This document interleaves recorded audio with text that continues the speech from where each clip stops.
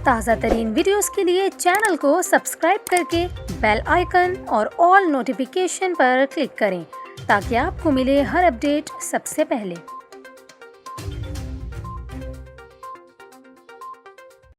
और यहाँ पर आपको ख़बर दें, कराची में सर्दी का बाकायदा आगाज़ नवंबर के आखिरी हफ्ते से मुतवक्के है। दिन और रात के दर्जा हरारत में कमी वाक़ होने से कराची में सर्दी की शिद्दत में इजाफा हो जाएगा। चीफ मेट्रोलॉजिस्ट सरदार सरफराज ने बताया है कि इस साल शहर में रवां बरस से ज़ायद सर्दी पड़ने का इम्कान है। दिसंबर में सर्दी की कम से कम 3 लहरें शहर को मुतासिर करेंगी। इसके अलावा रिपोर्ट में इस साल शहर में सर्दी के रिकॉर्ड्स टूटने का भी इम्कान जाहिर किया गया है।